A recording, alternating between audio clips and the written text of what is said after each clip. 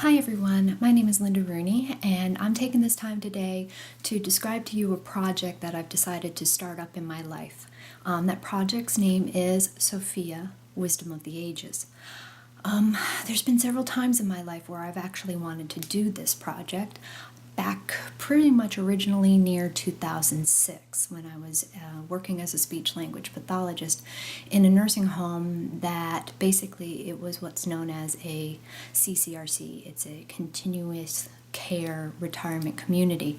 So I was working in the nursing home and the assisted living sections of this community, and they catered originally to having only clients, residents, living there that had had service in the Navy, in the Marines, and they had to be officers. And then it opened up to wider and wider arms of the service or divisions of the service and military, to the enlisted, and then finally it opened up to the public, general public, being able to become residents at this community. But at that time I was working primarily with officers that had been in World War I and World War II.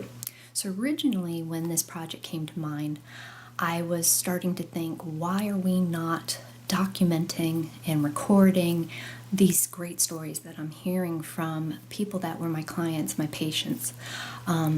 Nobody was, as far as I knew, nobody was recording them. So I thought about it and I was like, I really need to start going and recording these, but I couldn't really grasp my way around it. I was still in my early 30s, mid 30s at that point, and technology wasn't there yet, to be quite frank. So I again, or for the first time I guess you should say, I got sidetracked. I had life, I had survival, I had a whole bunch of things to do. So it went to the back burner. And then it came back up again in 2010, where I was again thinking about it. What did I want to do? I still was working as a speech pathologist.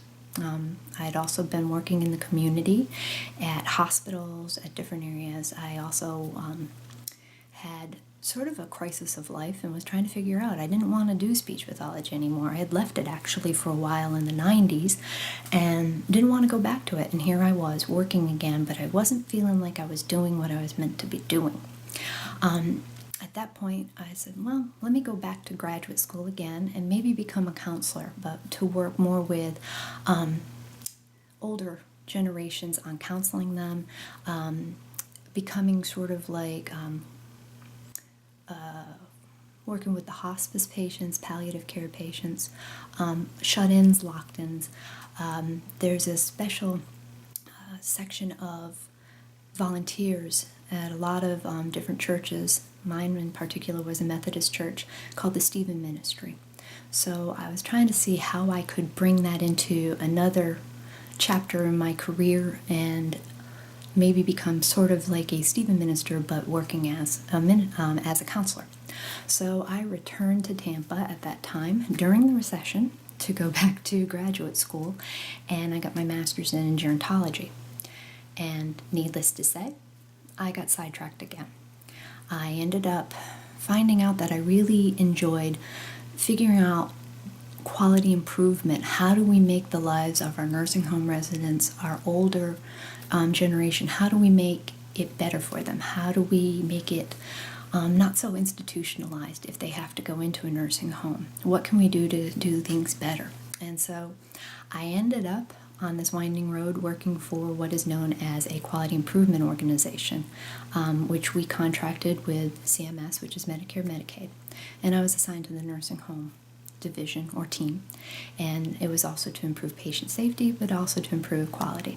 So for the last 3 years, I've worked on, again, hearing great stories of nursing home residents, specifically working with nursing home staffs to better understand our residents with dementia and Alzheimer's, and what they're trying to say to us, what their behaviors mean, so that we are working with that person, who they were and who they are, to provide them better care and to not utilize medications, physical restraints, etc.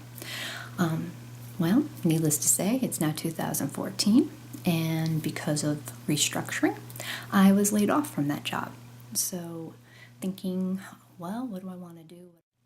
But then I was going through some paperwork and I was going through some old journals, and I found the journal from 2010 that wrote about Sophia in a wisdom center.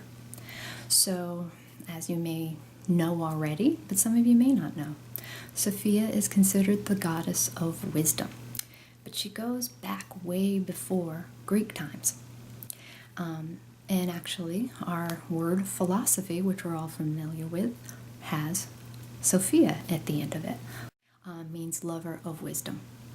And so that was my use of the word Sophia. That was what made me say, I want to have Sophia in the title of the project that I'm doing, because I believe what the main goal of Sophia-Wisdom of the Ages is to document, to act as a collection center, repository, all different words that right now are not coming to my mind, but to document all of this great wisdom that we've lost out there. Because, as you know, 2011 marked the death of the final World War I veteran in the United States. So I lost a whole bunch of stories, and that's part of the reason why I'm doing this now. We've got better technology, we've got YouTube, we've got blogs, we've got audio that's easy to carry around with our iPhones. We can take pictures and upload things anywhere at any time. So I'm figuring now time is of the essence, and I've got to get on this now. There are, World War II veterans are aging. The Korean veterans are aging. Our Holocaust survivors are aging. And the children of the Depression are aging.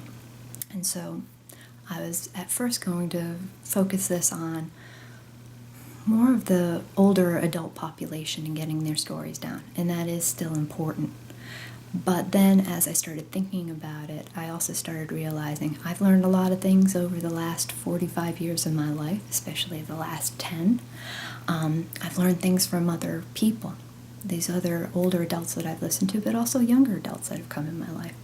And there are younger people out there that aren't in their 60s, 70s, 90s, and older, that have had to go through some life experiences that have made them wiser beyond their years already. We're not catching this, and so that's part of the goal, and it's also why I'm calling it Wisdom of the Ages.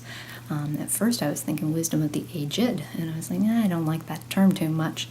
But anyway, I changed it to Wisdom of the Ages, because I think at all different ages and all different points or stages of our lives, we have things that happen, or we see, or we listen. We have things told to us that have sparked some wisdom in us, have sparked us to look at the world differently, to maybe go a different path. So that's why I'm calling it Wisdom of the Ages, because I want to have this open to anybody of any age. If there's something that their story has in it that either hits me as, gee, that's something that I could learn from and I could benefit from, there must be other people that could also learn from it and benefit from it too. So it's going to be fun. And that's the thing that I keep hearing in me, is it's going to be fun, it's creative, and I have enjoyed just even these last couple of days trying to get things up and running so that I can get these videos going and get them out to you and get them out to the public for anybody to use and benefit from. You can watch my progress as I start moving forward on YouTube. I plan to be posting more videos to YouTube, either with myself talking about my background a little bit more, but also the videos and the Skype videos that I plan to get with older adults or any adults across the country. Right now I'm starting out in Florida, in the Tampa Bay area, but hopefully it will move to be even further and further out into the world.